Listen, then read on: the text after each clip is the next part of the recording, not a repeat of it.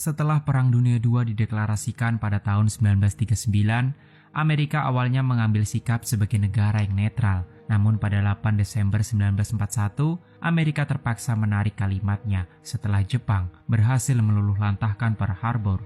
Selang 5 bulan kemudian, Kekaisaran Jepang melalui angkatan lautnya kembali menggelar serangan brutal di Kepulauan Midway sebagai langkah untuk mendominasi dan menguasai Pasifik.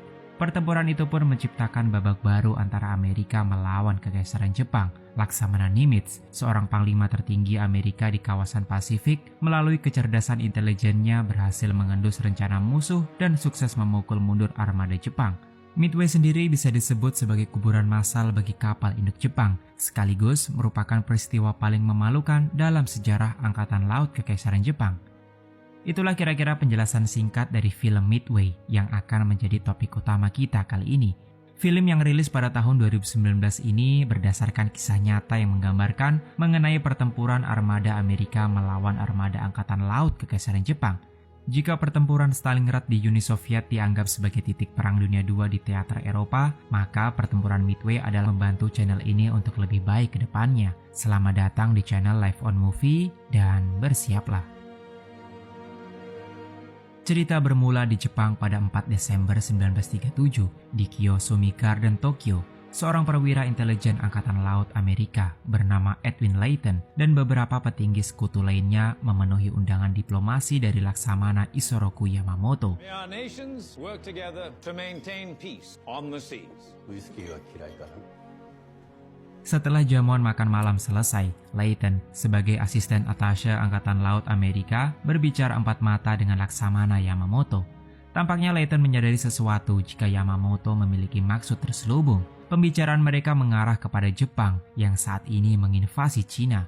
Kekaisaran Jepang sengaja menurunkan Yamamoto untuk memberi gertakan ultimatum kepada Amerika jika pihaknya berani memanfaatkan situasi ini untuk menghentikan suplai bahan bakar kepada Jepang, yang memang pada saat itu 80% suplai minyak mereka berasal dari Amerika.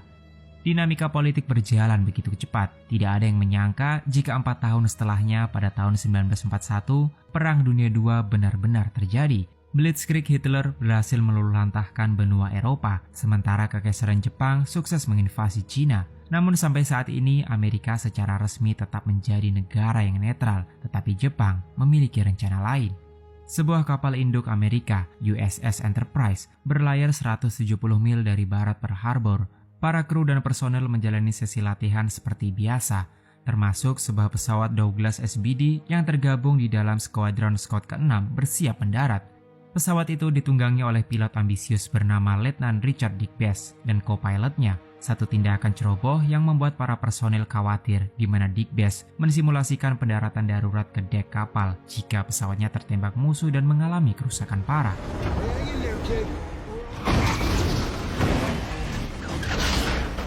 Setelah sukses mendaratkan pesawatnya, Letnan Digbess menerima kabar dari Dickinson jika seluruh skuadron akan dikirim ke Pearl Harbor pagi itu, kecuali Scott 6 yang tetap ditahan di USS Enterprise. Di sisi lain, situasi di Pearl Harbor tampak normal. Para personel kapal perang di USS Arizona terlihat beraktivitas seperti biasa, sampai terdengar bunyi desing mesin pesawat dari kejauhan. Terlihat segerombolan fighter Jepang tiba-tiba memberikan serangan kejutan ke armada kapal yang terparkir.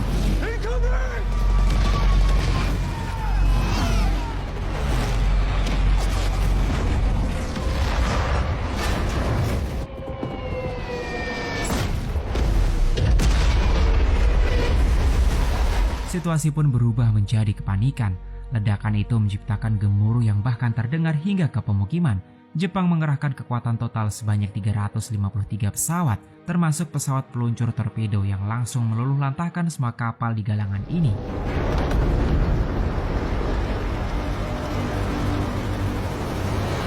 Sangat disayangkan Scott Bomber yang dikirim USS Enterprise pagi itu juga menjadi sasaran empuk bagi pesawat Jepang. Tetapi untunglah Dickinson berhasil menyelamatkan diri setelah melompat dari pesawatnya, meskipun pada akhirnya Pearl Harbor luluh lantah menjadi lautan api. Diperkirakan sekitar 2.403 prajurit tewas dalam penyerangan tersebut, dan atas kejadian itu Amerika terpaksa menyatakan sikap untuk mendeklarasikan